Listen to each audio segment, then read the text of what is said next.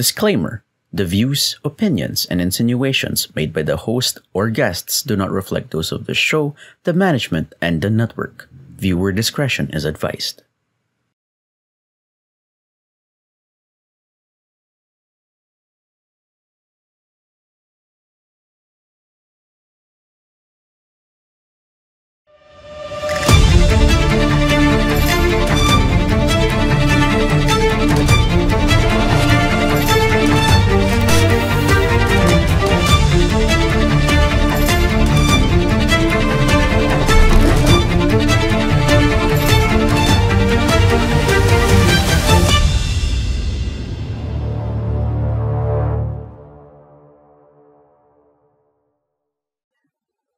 Moses felt spiritually displaced before the burning bush. David hid in caves, questioning everything before writing the Psalms. Jesus himself experienced the dark night of the soul before fulfilling his mission.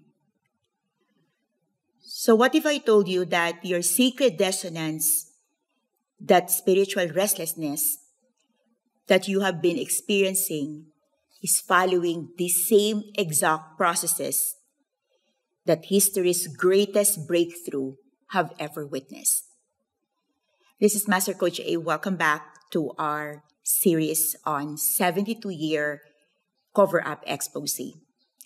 For today's conversations, I'd like to have a conversations with you on something that might be hopeful, that would shed light to whatever you're going through right now in terms of your sacred dissonance.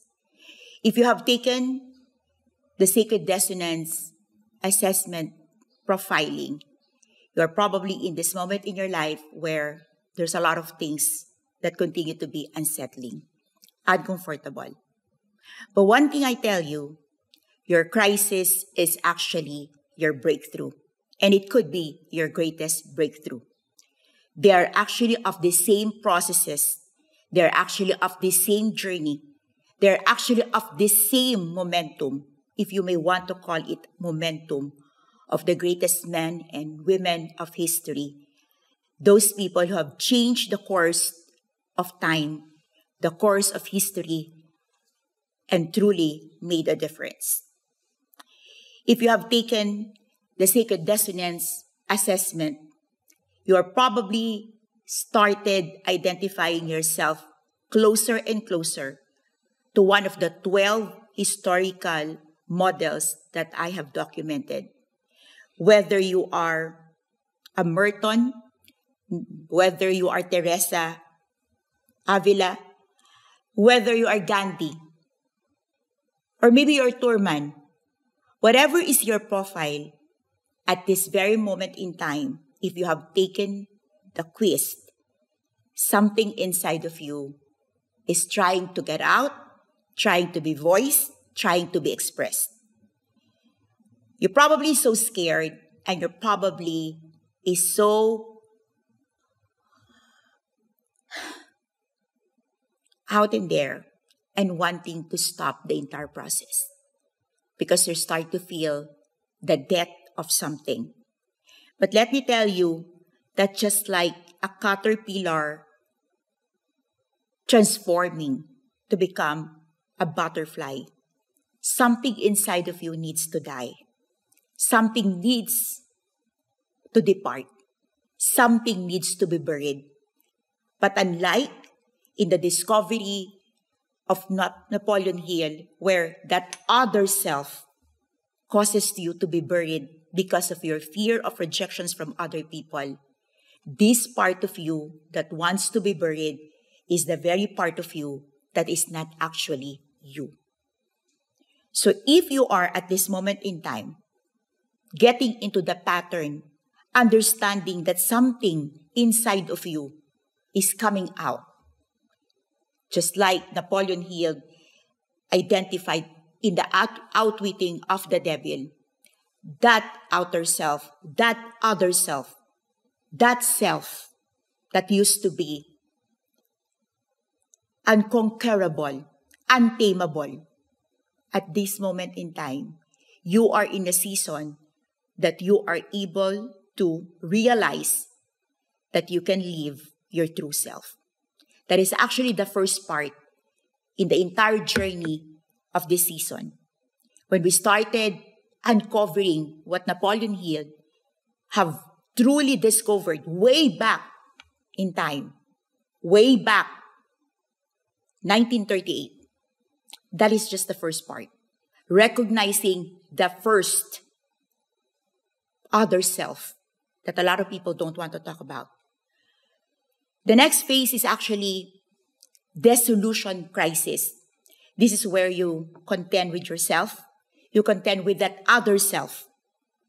And when that dissolution starts to take off, when that crisis starts to become evident, it feels like empty. It feels like a false self is beginning to dissolve and a new self is evolving. And yet, because this is practically new, practically unknown, this is very uncomfortable. Napoleon Hill stopped at that moment. He said, that self that you continue to live with, that self is just right there, that other self. And it stops there. The work of Napoleon Hill ends where my work on sacred dissonance started. It's model identification. And it is not something that's new. It is something that history has seen from 15th century forward. When you get to see yourself in one of the 12 historical models that I presented in Sacred Dissonance, you will start to see and experience authentic integration. So, from Napoleon Hill, you get the recognition of the other self, you get the dissolution crisis, and then you move and transition to Sacred Dissonance with model identification, which is phase 3. Phase 4 is actually about authentic integration, where as you follow the historical model, you get to express your other self authentically, and you start to see that this crisis is actually giving birth to something new, which on phase 5, you will see how you can start expressing your truest version of you, which is actually by expressing your true gift. You have recognized the other self, but maybe you feel lost. Maybe you don't know where to integrate, how to integrate. Maybe you are one of those people asking, what's next? And this is where I'd like to invite you to continue in this journey, to continue in this conversation, because you need to see, you need to understand that your case, your feeling, your experience, and your struggle at this moment in time is not an isolated case. It is not something that only you is experiencing.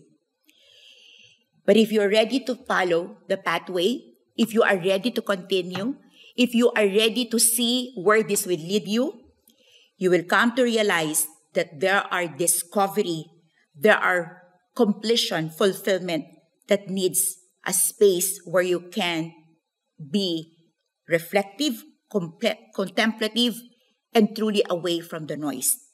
Just like Napoleon Hill, when he encountered the other self in outwitting the devil, he was in his contemplative moment.